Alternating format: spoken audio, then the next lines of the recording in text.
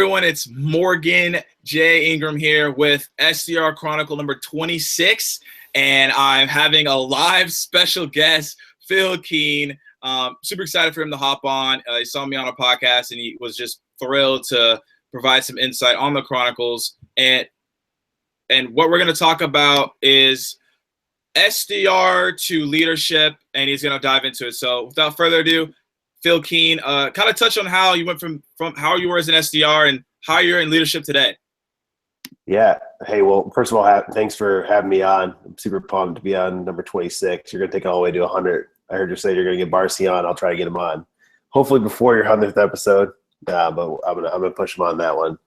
So, yeah, so SDR all the way to leadership. It's quite some story, and I think it's something that definitely love to go into detail on. So I was in the SDR role for honestly about 2.5 years.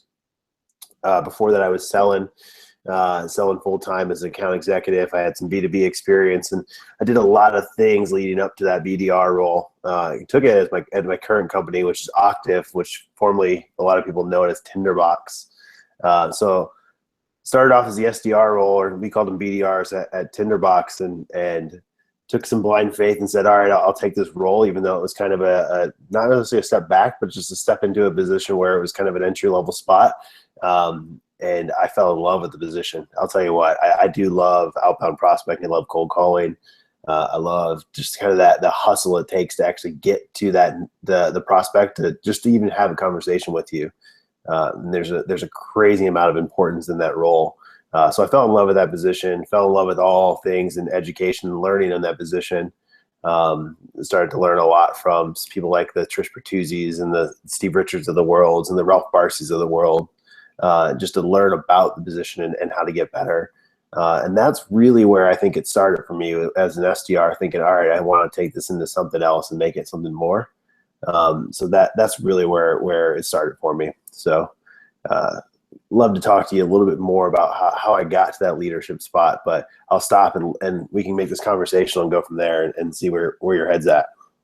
Yeah, definitely. So, you touched on a lot of great points, and I would like to kind of dive into, since you were in that SDR role, what was the hardest thing for you to grasp, and what from that role were you so glad that you learned that for the future you're like, wow, I'm so glad that I learned that one aspect or that one trick or skill? Yeah, so I think the one thing I'm really, really happy to learn, I always tell people I want to be a CEO of my company one day. I even told my CEO in my interview with the CEO that I'm going to be the CEO of the company one day, right?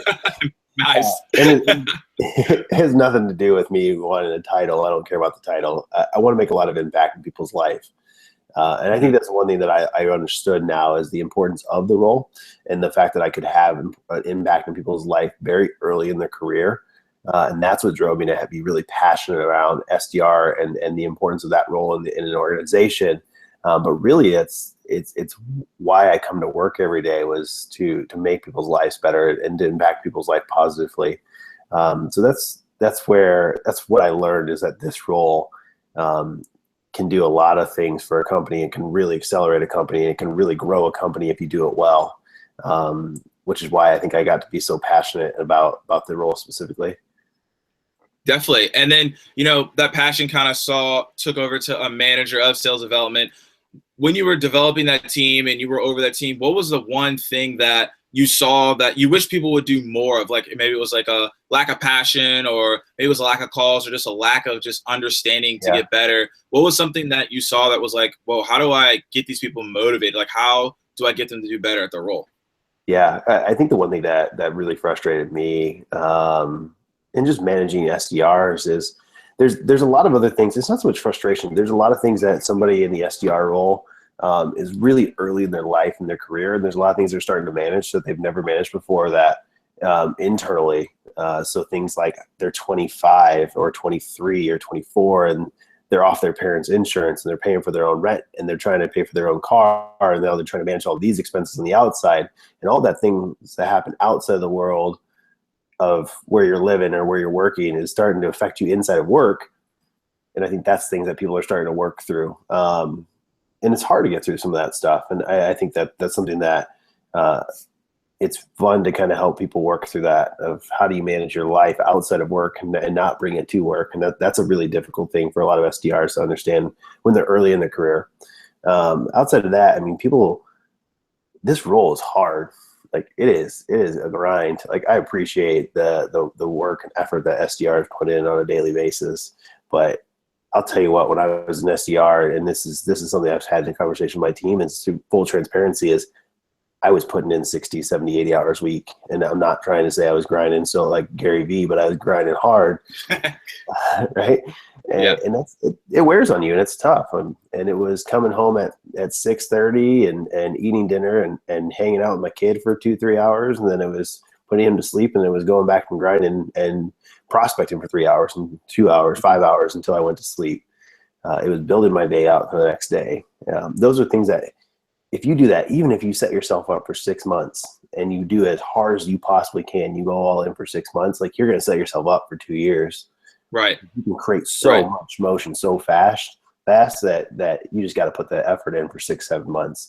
And really it just kind of sets the tone for you for the rest of your career, where you have to grind it out like that all the time. So that's two things is you need to learn how to manage outside the world. Not let that, your job's already hard enough as it is. You can't let the outside world affect you inside of work. And the second thing is you got to work hard, and you got to outwork your peers. If you want to be the best, you got to be that. So. Yeah, no. And I love the direction you're going with it. 'Cause, here at Terminus, I think the majority of us have that mentality of just like, we put in a lot of work, and it's almost like kind of second nature, I'm not a Gary Vee. I'm not working like 15 hours a day. I mean, like sometimes maybe because I'm doing the Chronicles as well, but I feel like because you're putting in all that work, that in the long run, it helps you, because like when you get to certain roles, it's like you really can't relax anymore because you're just used to like the emotion of just like getting after it. So kind of touch on how that attitude has helped you in the role you are in now.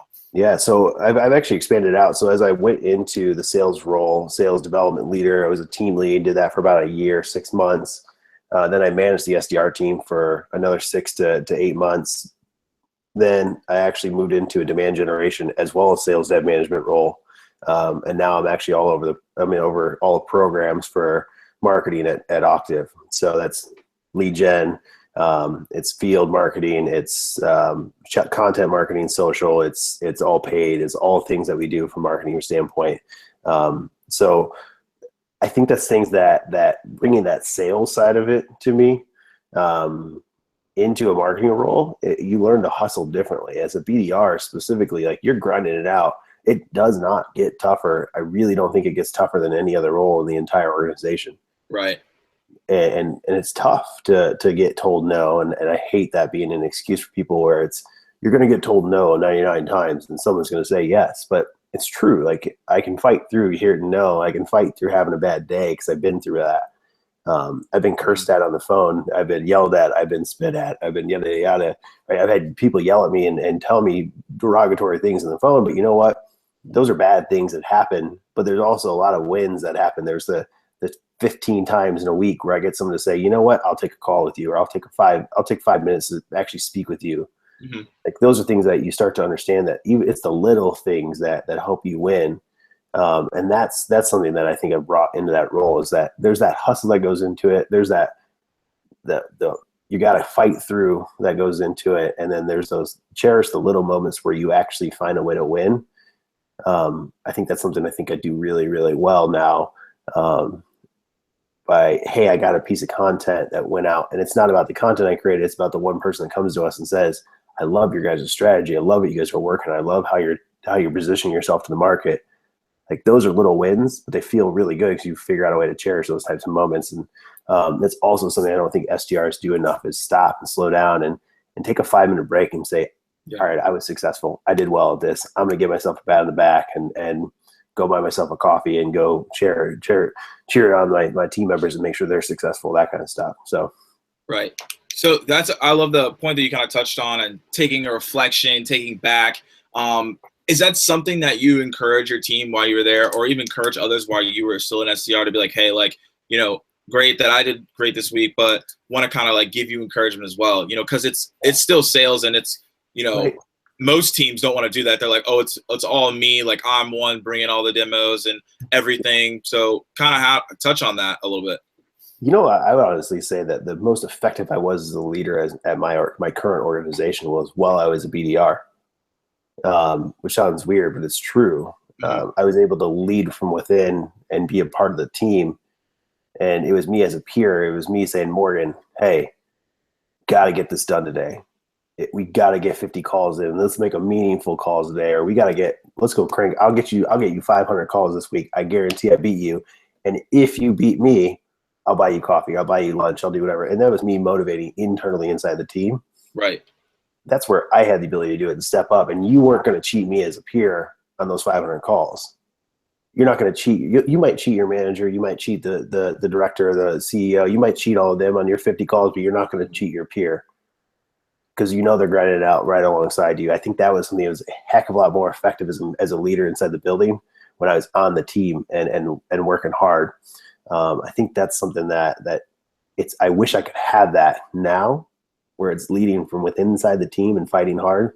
And that's something that's really hard to do unless you really have it truly inside of you. And I think that's something that I wish more SDRs understood, that you can motivate each other. You got to motivate each other because this stuff's hard.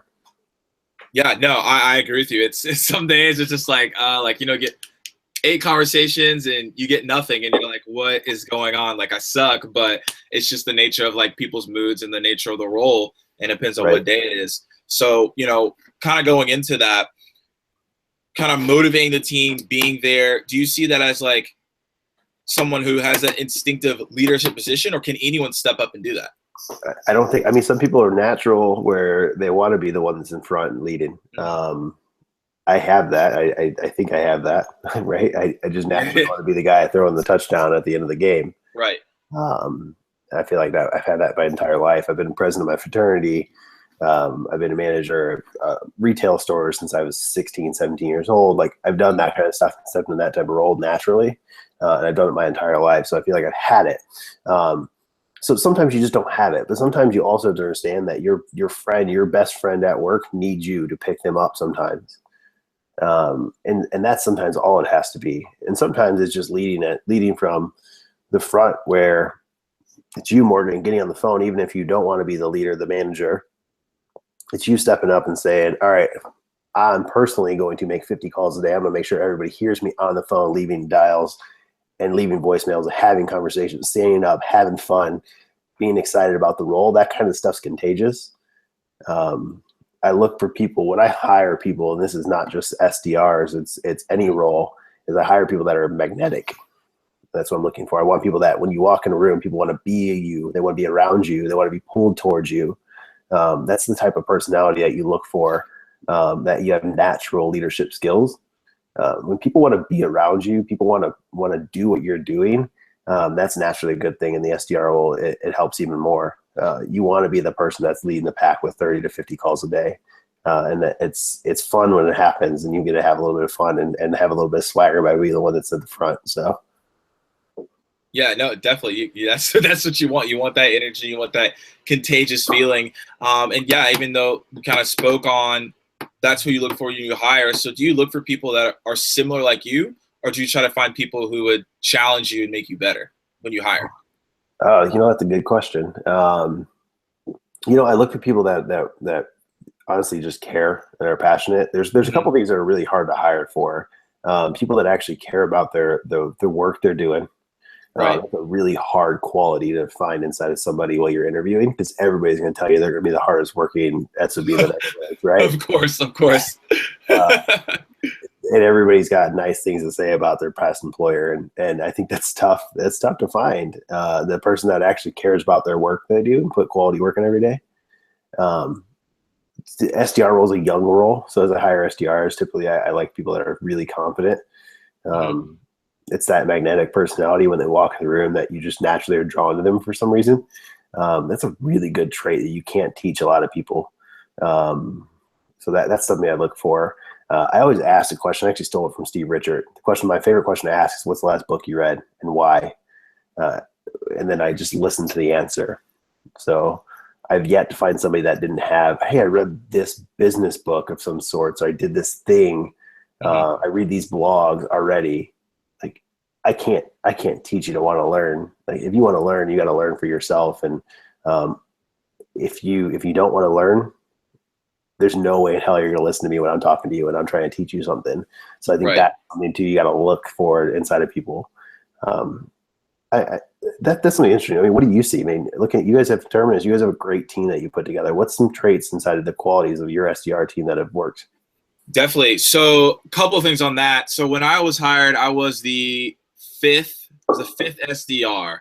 And when I kind of saw in there, when I first started, it was definitely a unique team for sure. Like it wasn't the typical salespeople that you normally think of, right? Like Wolf of Wall Street, you know, boiler room type of thing. It wasn't like that at all, which I was super shocked. I thought kind of that's what it was going to be like. And I was like, well, this is what it is. But it wasn't. I can see Tony in the front of the room with a microphone. I can see that working. Yeah. Can't you see it? So I was like, oh goodness, you know, that interview was pretty intense. But I think the thing that they told me was that prior to this, I had no background in sales, no background in tech, and I just graduated from college like 7 months ago. Right. So pretty much I have no business even being in the role I am right now. I really don't.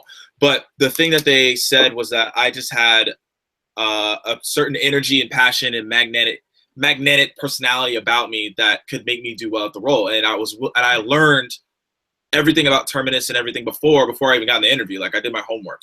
So that was kind of what drew me to get out of the position. So I think the biggest thing we do at Terminus is that we look at culture and we look at long-term and we look at mindset. Can you even do this role? Even if you're super qualified, there's been people that have not gotten the job, even though they're super qualified, because my director of sales and development is like, hey, look, they don't have the energy and they don't have the mental aptitude to do this role at the level we do it. Right. So it's been pretty interesting. So I just was, I got promoted to team lead like 3 days ago. Congrats, dude. That's awesome. Thank you. So now it's like, I kind of, since I was there in the beginning, I see like the culture that we have. And I said this, you know, you saw the Real Sales Talk podcast. I said it, I was like, our culture is the main reason I think we do so well. It's number one reason why. I think it's a fraternity feeling, and we really like kind of have each other's back because we know how hard the grind is. Like we know what it is day in and day out, and you know, even if we're the only people in the office, like we know that we have to go out there and get it. Yeah. So I think the biggest thing that it is the uniqueness of it is that people who are willing to come into the role and have the passion and the willing to learn and willing to really go all in with it. And I think just because you have the experience to do really well doesn't mean you'll do really well, because you may not last as long because you don't have a long-term attitude. So I think at Terminus, that's been the main thing, is just hiring people who have that attitude to win and to do it with passion. Yeah, I think that's a good call. And it's something it's tough to find. I mean, I think it's all positions, not just SDRs. You got to have that fight inside of you, especially in the world that we live in, inside that SaaS world of the high growth SaaS companies that are fighting to be successful quickly. You have to find those types of people that are just deeply passionate. I actually think it's really interesting. We sell sales software to salespeople. And if you're not passionate about talking sales and learning about sales, like you're going to fail so hard in this role. Yeah. It is a grind, because you're daily, like if you're not in on sales and you hate sales, it's all you talk about for, I don't know, 80% of your life, right? Yeah. Yeah. You got to be passionate about it. And I think that's something that most SDRs just don't grasp and don't understand, is that, like for you gotta be all in on ABM, and you gotta be all in on account-based selling and account-based marketing. You have to know it, and you have to know inside out.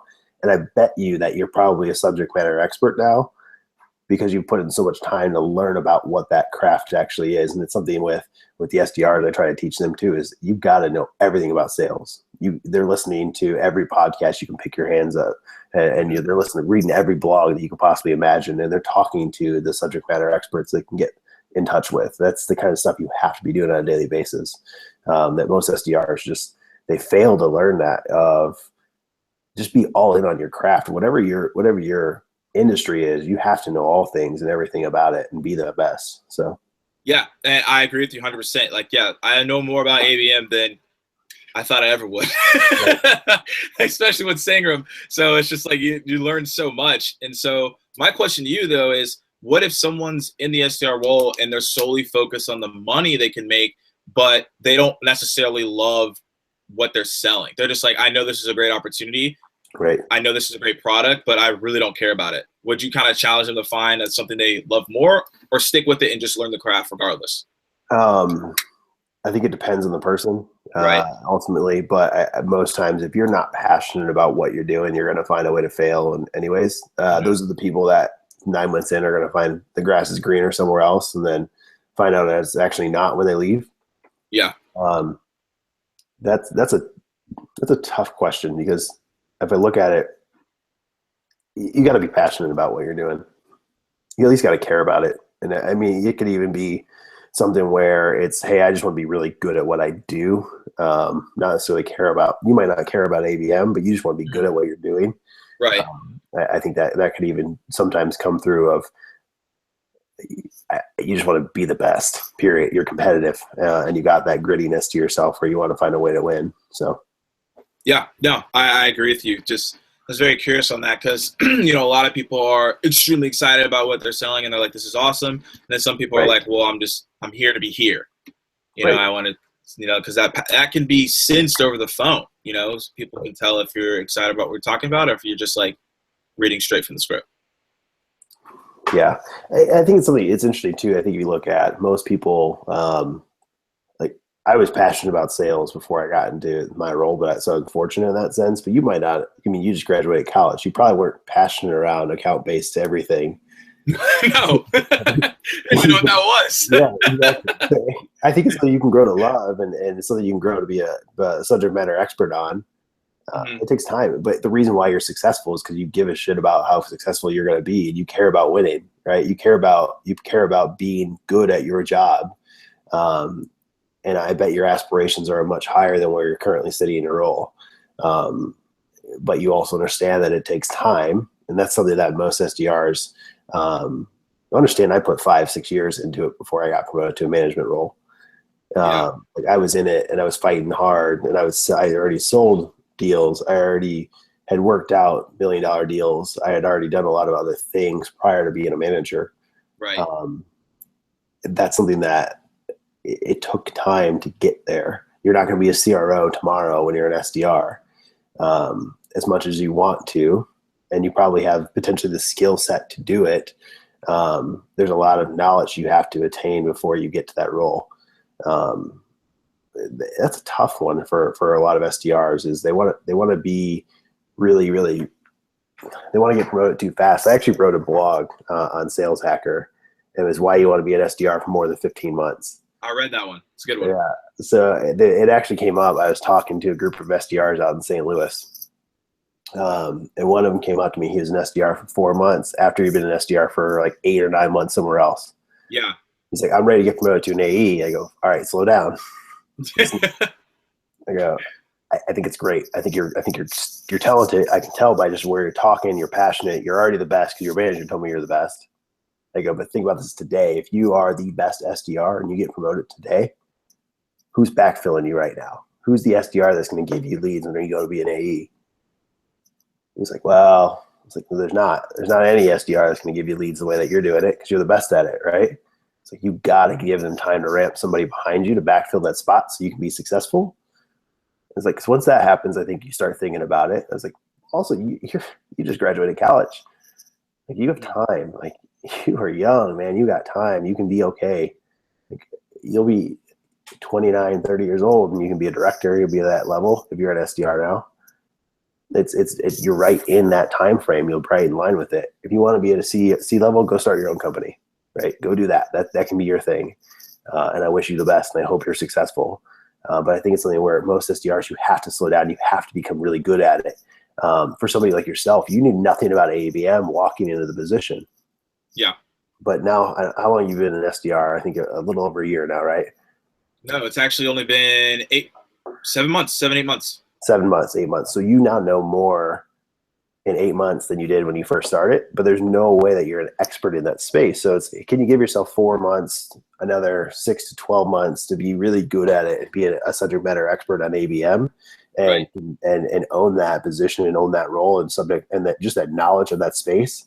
And can you do that before you take the next step and you take the leap, that you can then, as an AE, walk in and be really, really, really good, where you're more consultative than you are selling.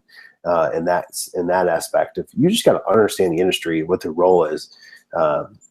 If you're 23, 24 years old and you're selling to C-levels that are Fortune 500 companies, you got to know your stuff. Like, I don't think age matters. I really don't. But if you got to walk in with knowledge that they know you're teaching them something, and that you know what you're talking about. So, but you know what? Sometimes you could grind it out at 8 months and get promoted and be really damn good at what you're doing. So, but take your time. I think that's the thing that most SDRs don't get right, is you need patience in the role, and you need patience to be really good at it. So, definitely. And so, this is something that I've talked to a couple people about, and I think it's super important to touch on. You kind of did touch on it, but talk about like the short term and the long term. I think that a lot of SDRs aren't thinking long term, like, oh, like, I'm not considering that there's people who have done SDR roles for 5 years and they're still in that kind of role, and we have an opportunity to kind of do it in a year and 4 months, and you're hitting a 6-figure point. So kind of talk about the short term and the long term, and what people should actually be really like focusing on. Yeah, so I think when you first walk into the role, especially if you're just out of college, your first 6 months is just getting to know how to talk on the phone and have good, solid conversations. Some people can accelerate that because they're naturals. I think they're good at just talking on the phone. They feel comfortable. And it's just understanding your knowledge of the marketplace. And from there, after 6 months, really it's understanding from 6 to 12 months is, how do I become a master of my role? It's not even thinking about the next position yet. You're thinking about, how do I get so good at this position? I'm truly mastering what I'm doing. Right. And then from 12 to 24 months, it's then I'm starting to prep to take the next step.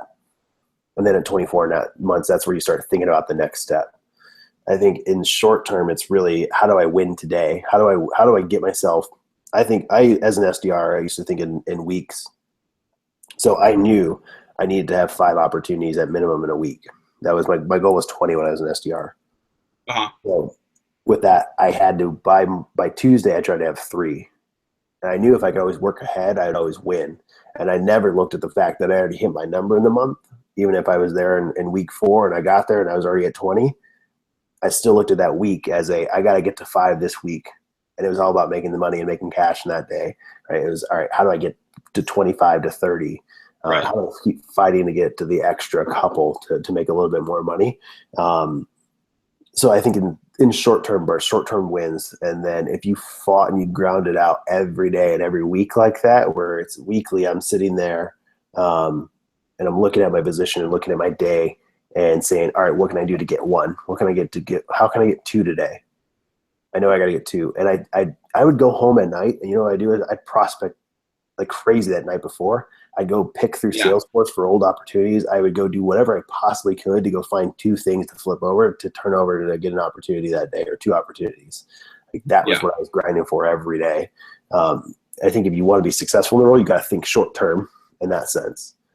I think in terms of long term, you have to understand, like, this is something that you are going to use for your entire career in life. Yeah. Be able to prospect and get people to talk to you, write pretty well in email, to have good conversations on the phone, to understand how to work with multiple different departments at one time.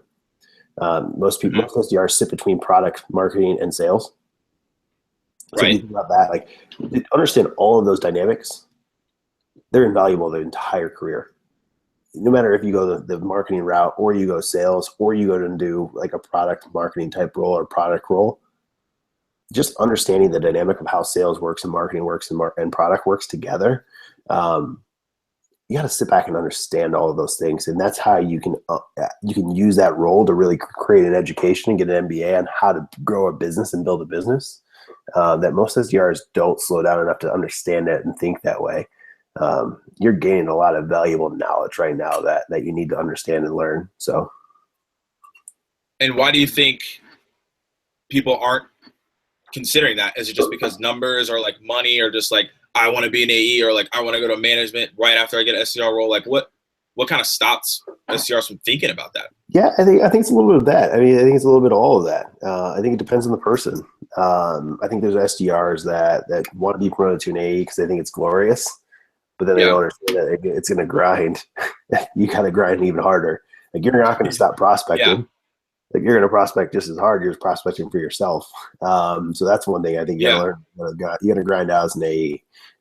Things aren't going to just be given to you. At least as successful AEs, right?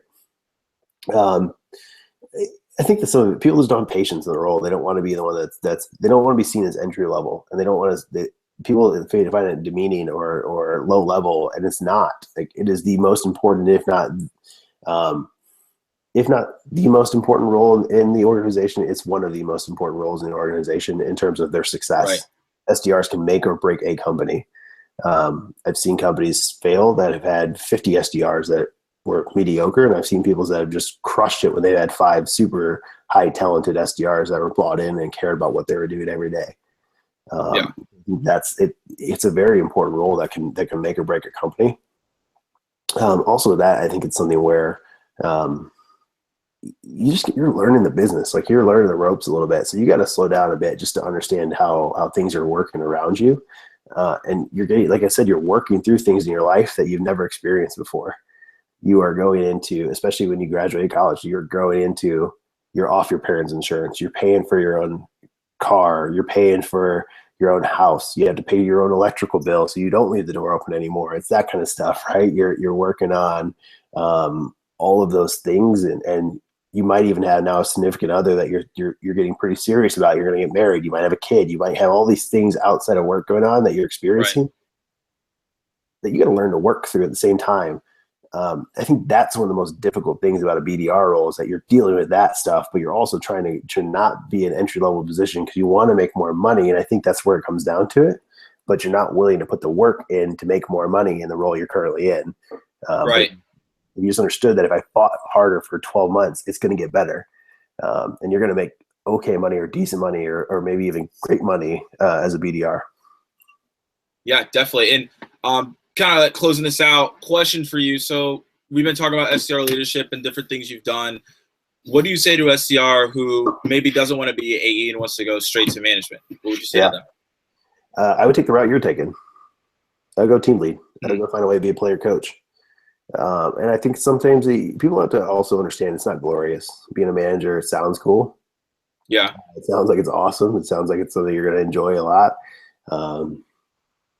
But you got to be deeply passionate about helping other people, or you're not going to be good at your role. And being an SDR leader specifically, it's tough. I mean, you got to get people up every single day, and you have to be up every single day. It's a tough one. The SDR role itself it's a grind, and it's a grind of managers because you're fighting to make your team better every day, and you're fighting to keep them positive every day. So that's a tough role to manage. So I would look at it as, if you're deeply passionate about making an impact in people's lives, I would aim towards that management role because it'll work out. Yeah.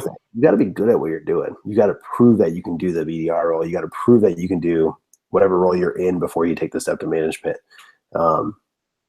And that transition from peer to manager or peer to leader or peer to whatever it is a very difficult position. And it's a very hard one to get out of.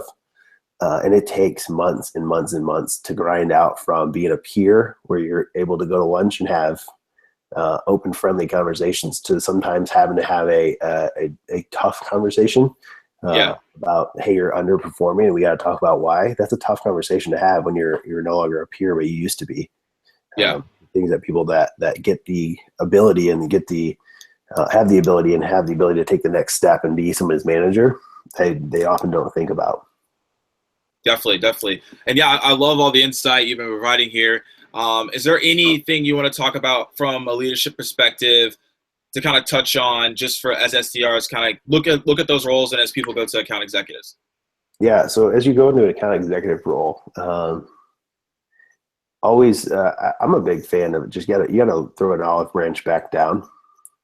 If you get promoted and you're good at the role, don't keep your knowledge to yourself. That's the stupidest thing you could ever do. You have to pull your peers back up. You have to throw a hand back down and pull people along.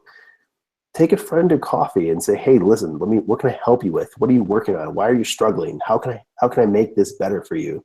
Hey, I heard you had 2 opportunities that fell through because they weren't good. Can I talk why? I mean, have those conversations. That's what a peer does when they're actually a friend that care about people around them. So I think that's it. If you're an AE and you got to pull back, you got to pull up the BDRs and make sure that they're getting the things they need to be successful. And from a management perspective, I think you have to think about it differently in the sense of the SDRs don't work for you, you work for them. And you're fighting every single day to knock down any roadblock they have to not be successful. So you're fighting hard to give them whatever it takes for them to win and win as a team, and everybody's got to win. And that's the grind as a manager, is when you have 3 things going on outside of work, or you have the 3 prospects that yell at you during the day, and you got a bad day the rest of the day. I got to know, Morgan, that you had 7 calls that didn't go well. Right. I got to know, all right, do I got to lay off and let you have your space, or do I got to grab you and let's have a 15-minute conversation to get your head right? And I think that's something sometimes they got to let you work through it. Otherwise, you're never going to grow up and you're never going to move to the next position because you can't mentally do it without somebody coddling you and making you better. Right. Those are things as a manager you got to think about a little bit differently. If you're passionate, if you really think that's what you want to do and you love what you're talking about and you think you're a subject matter expert and you care about individual contributions, then you want to be an AE. If you want to see big picture and look at how do you help your peers around you, then you probably want to be a manager. So cool. Well, awesome. Well, Phill, I appreciate you dropping a lot of insight here on the Chronicles as a special guest. And as I always say, guys, keep dialing, and I'll see you guys soon. Later.